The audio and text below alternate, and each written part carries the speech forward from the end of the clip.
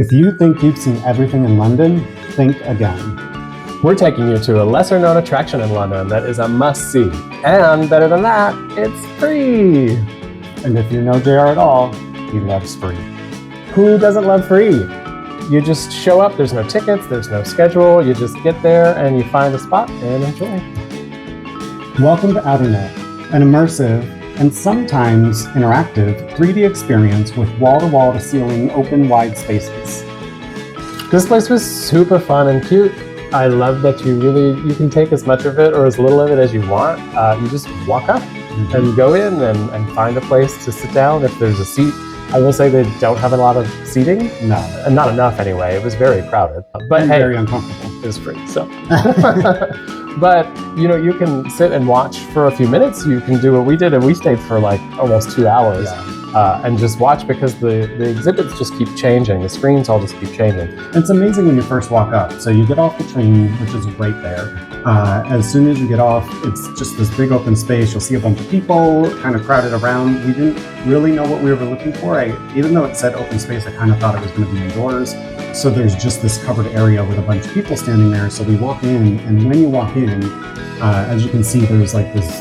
We just happened to be on the screen, and it was like this big room with this amazing ceiling, and it's, what is it, 2-3 stories high? So walking into the grandeur of it, you really feel like you're walking into this amazing, well, for us, it was almost like the inside of a castle when we first walked up, which was stunning. But then it changed. It was no longer a castle, it was the next scene. So you get whatever is playing when you get there. I would say each scene probably lasts in between 3 to 7 minutes, depending on the scene. Some were longer. Yeah, and some got repeated too often, like this tree that's blooming, and in the scene of London, it's beautiful, and then the leaves fall, and then they grow back again, and so they go through the seasons. It was a little bit long for me, but overall I still really enjoyed the scene. Yeah, it's really cool to see it on all 4 sides, plus the ceiling. If you look up, it feels like you're in it. If you don't look down at the floor too much. But yeah, I mean, they basically took the bottom of this building that should be retail space, took out all the doors and windows, and it's open. So when we went, it was cold.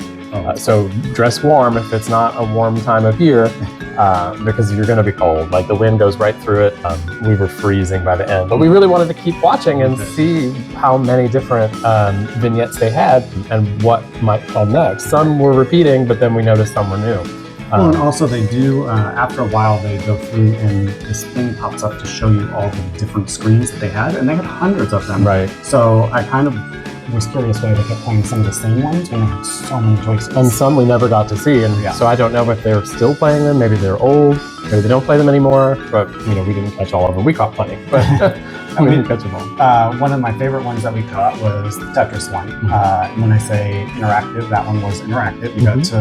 You had to be fast because, again, there were quite a few people there, and so you got to log in, and then you actually got to play Tetris against these other people, and fully immersive. It's all around you, and you're just this piece falling, and you have to fit yourself, and it was a very cool experience. I really enjoyed the interactive part.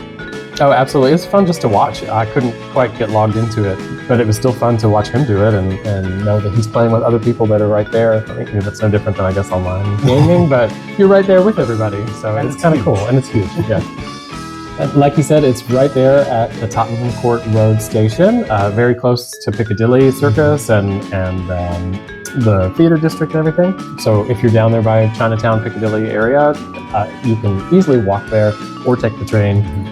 And lots of shopping there too. Like we even stopped at Skechers before we got up to it. So yeah, there's lots around, especially the theater area. There's so many. I mean, within where we were standing, I could see 3 different Broadway theaters. So it was kind of crazy. Yeah, it's a great location. Lots to do. If you're going, you don't have to just do this. Lots of other things that you can participate in along the way, or after, or before. And there's also a second room, which plays different scenes from the first room. It's shorter, it's not as grand as the first one, but it wasn't crowded like the first one. There were probably only 5 or 6, maybe 7 people in there at a time. And it was a little bit interactive. There was a butterfly exhibit. You're in this office, and there's butterflies, and you can log in and actually learn about the butterflies, or you can choose to follow one on their screen, and it follows along inside the room, which is cute. Yeah, different scenes in there, and it's a smaller space, but then they had other rooms that like weren't going. I don't know, I walked around the complex and they had a room with a piano and it had scenes. I think they might do music-based ones in there, but it was closed, it wasn't operating. I don't know why. There was really nobody there to ask, I think. I couldn't find anybody that worked there, except for one cleaning guy. A girl dropped her soda in front of me and he came up and picked it up, but he was the only one I saw working. Yeah, it's very autonomous, it's just running, and you don't expect much help. I would look on their website if you have questions beforehand. But the 2 rooms alone are enough. It's definitely a cool experience for a while if you want to stay for 30 minutes or so. Plenty to keep you entertained for that long. You could stay longer for sure. There's plenty, and they do repeat some things, but they had so many that were different that you didn't mind sticking around. Although when one does repeat, you're like, yeah, especially when it's a long one. You're so disappointed because you've already seen it and you want to see more, displays, but hey, that's just how it goes. I will say one that repeated that I did enjoy was the emoji screens. It was just very cool, and honestly, when you're there, even afterwards looking at the video of it, I feel like it's 3D enough that it feels like it's actually raining the emojis on you.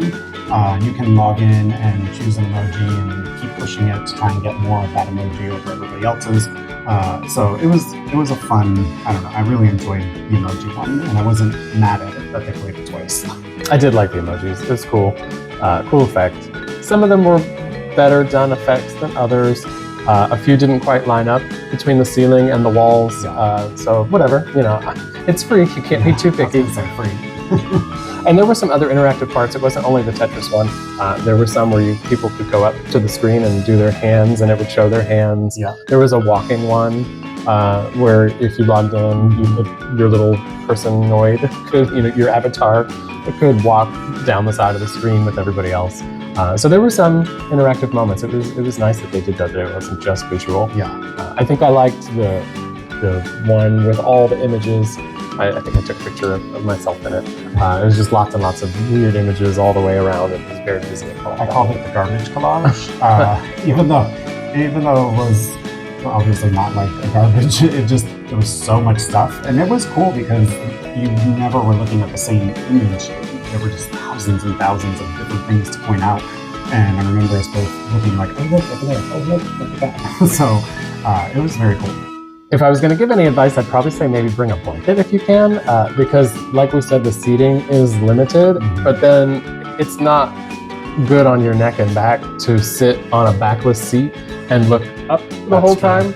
So really, and people were laying all over the floor, and I would, but I mean, it's a dirty floor that everybody's been walking on, spilling their drink on. Like, I don't want to lay on that. So if you have a blanket and you can maybe stick one in your bag, that's a good idea, because then you can lay down comfortably and watch the ceiling and walls and not be dirty.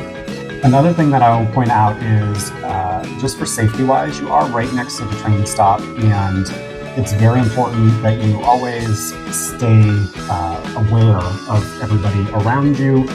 Pickpockets are everywhere in big cities, especially because they know tourists.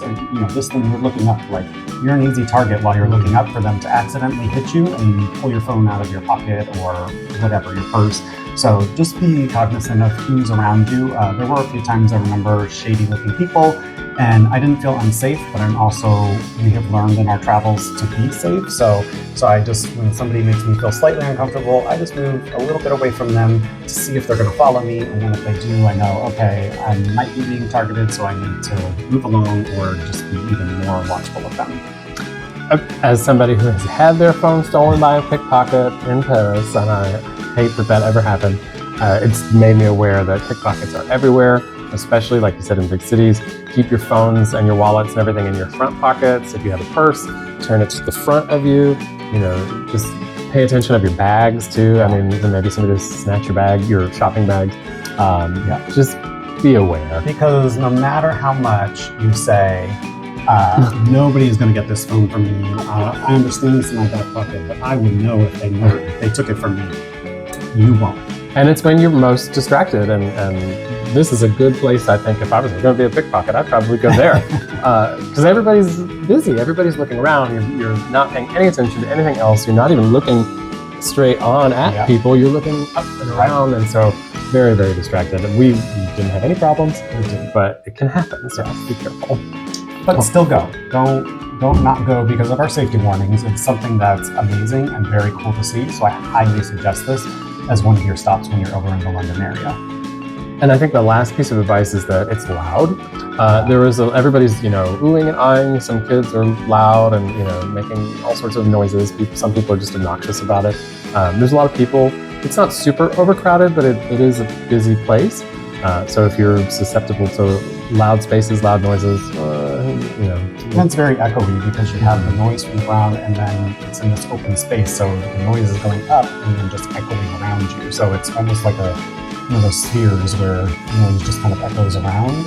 So it is quite noisy, but not to the point where it's bothersome. So we definitely recommend going here. It is a must-see place in London. It's super fun, great for kids if you have them. It's great for everybody. Follow us for our next adventures. And as always, like, comment, and subscribe. And we'll see you next time. Totsies!